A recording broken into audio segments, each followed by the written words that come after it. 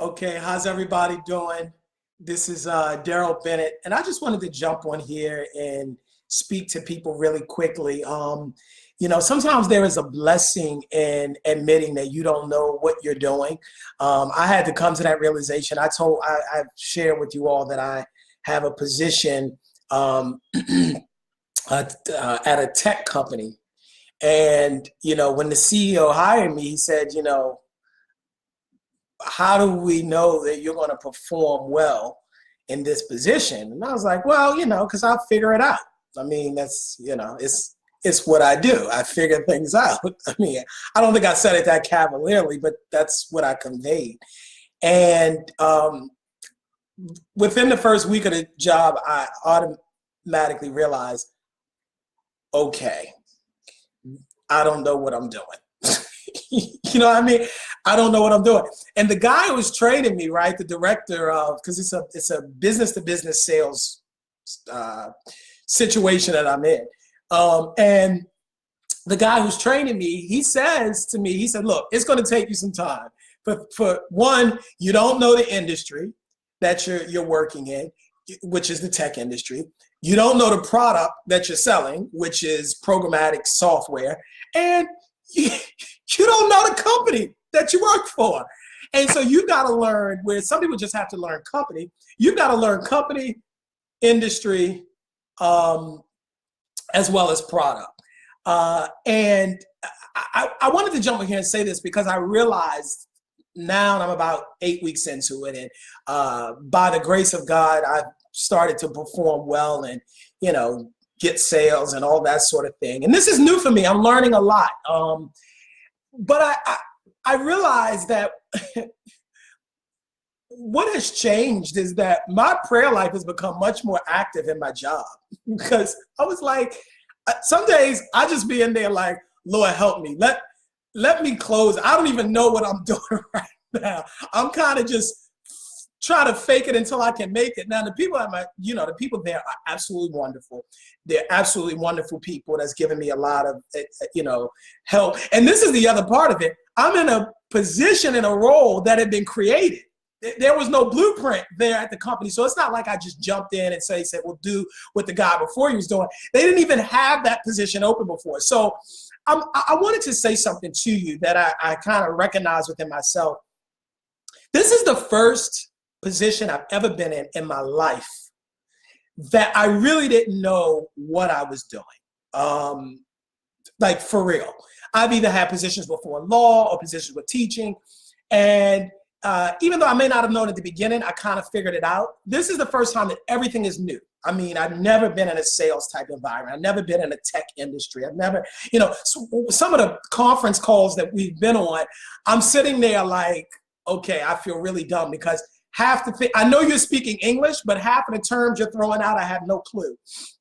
But I came to this realization actually on the train headed to work today, that when we are working in our own capacity and in our own might, we have a tendency to believe that everything's going to come from us. So we really don't seek God's assistance. And I can be honest and say that I'm kind of guilty of that. I mean, the positions that I've had, particularly when it comes to speaking or teaching or communicating, I'm like, I got this, I'm good. Thank you, God. But you already gave me the gift, so I got this from here. And so it's a tendency not to really, that scripture that says, in all your ways, acknowledge him and he'll direct your path. It's hard to acknowledge God in all of our ways. We feel like we kind of got it.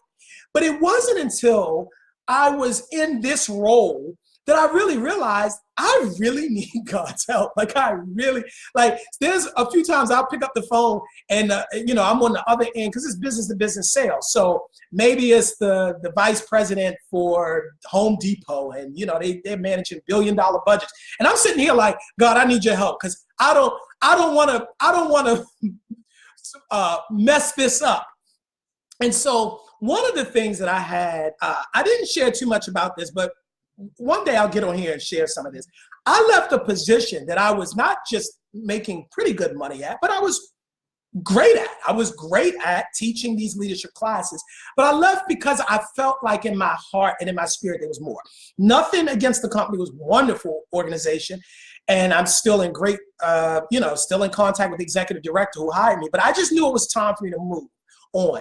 And I did not realize how hard of a period it would be once I left. I mean, I had a little bit of savings, but I think I shared with you briefly. There was one period where I took a minimum wage job where I was working overnight. I would work overnight, come home, sleep for like 2-3 hours, and then I was back during the day doing speaking or whatever else that I was doing, because at the time that was not making me money, not enough money to live up here in New York, maybe if I lived somewhere else. And I'm sharing this to say there was a period where I really went through discouragement. Now, y'all have heard me say that I took a lot of L's this year. And I'm going to keep it real. I took a lot of L's this year. I took a lot of L's following what I believed was the call of my life.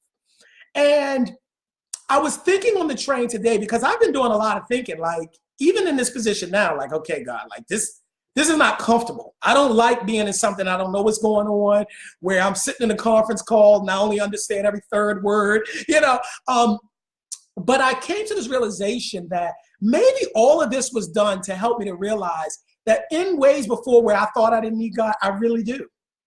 Maybe that's the lesson of all this. Certainly, I've learned a lot. When I tell you over the past 2 months, I've learned more about business and the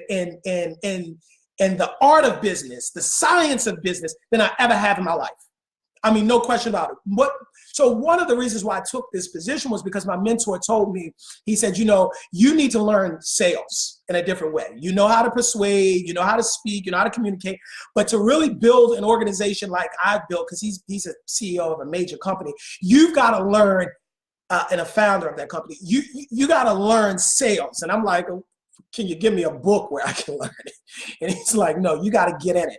So I've learned an immense amount. But even more than what I've learned from the business side, I've learned that I really have to step back and seek God and all my ways acknowledge him. Because in many ways before where I thought I just had it, and I would just go into a room and I know I'm going to kill it because I got it, because I'm gifted. Now I'm like stepping back like, okay, Lord, I need some help. And I need your direction and wisdom and discernment. So I just wanted to share that with somebody, that there's a blessing in realizing you don't know what the heck you're doing. And I'm not telling you to admit to other people necessarily, especially if you're in sales, that you don't know what the heck you're doing. But if you can admit it to yourself and admit it to God, that's the first step. Because I've come to recognize that for some of us, God's hands are paralyzed in our lives to the extent that he wants to be involved because we feel like we already got it. I can tell you as an educator, the hardest person to teach is somebody that already know the answer. You already know, and they're going to argue you down. So if you already know, I can't teach you anything. You can't be teachable. You cannot be coachable. And so I feel like so many times in life, we come to this place where we've already arrived and we really haven't. That's why Paul said, I count myself not to have apprehended, not as if I've already arrived, but this one thing I do. I don't count myself as already being there.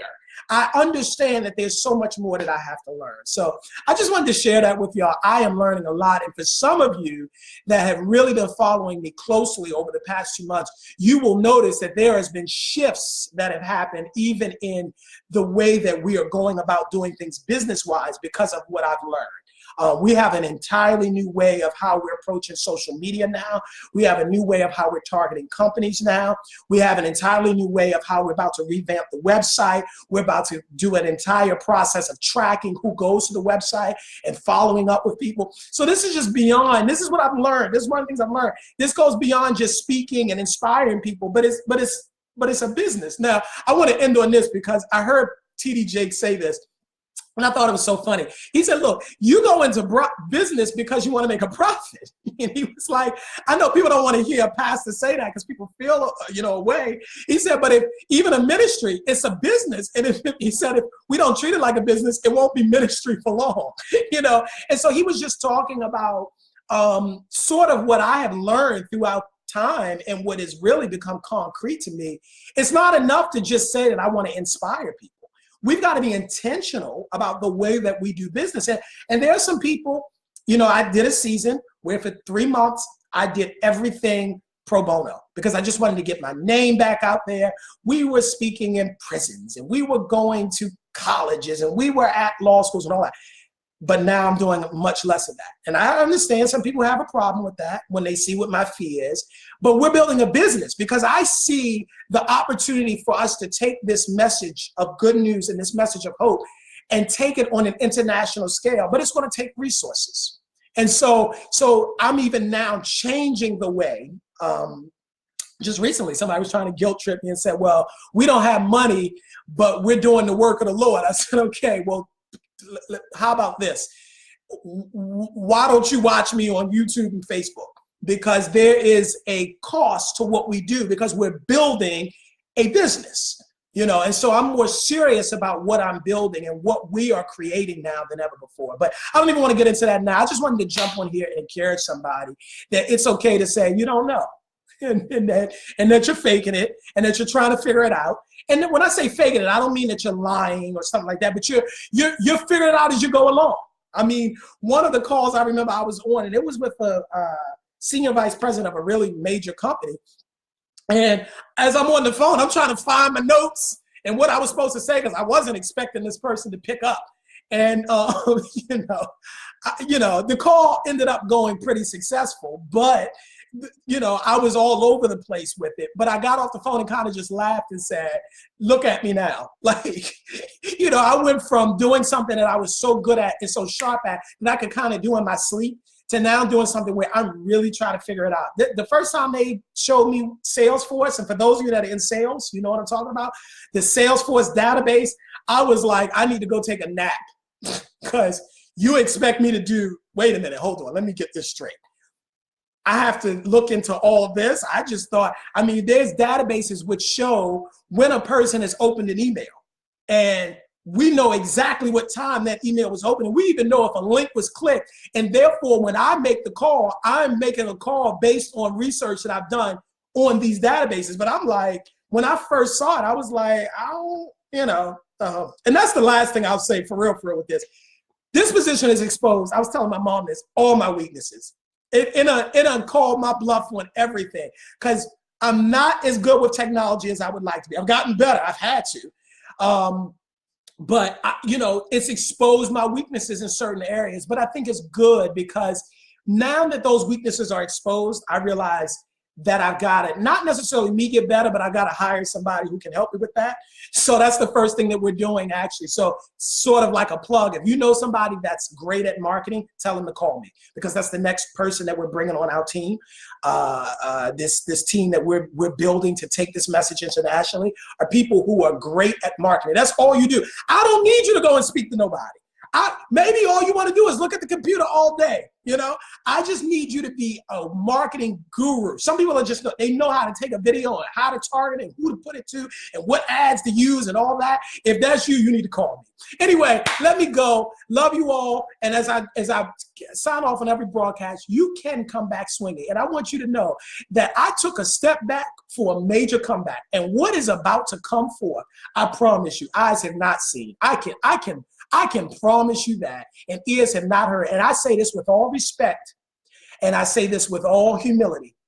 But I want you to know this. People say, you know, who is that? People looking for the next Barack Obama. They're looking for the next T.D. Jakes. They're looking for the next. Listen, I'm the first Darrell Bennett, and there will only be one because I am unique and I am marked by God himself. And what I'm about to do, trust me, this goes much bigger than just motivational speaking. I have some things that I've never shared that we are working on that is going to change the way the world operates. I'm telling you, this is going to be completely and totally transformative. But right now, I had to go through a minor setback so I can come to that major comeback. All right, y'all, let me go. Y'all take it easy. Love you all. Please share it. I'm Darrell Bennett.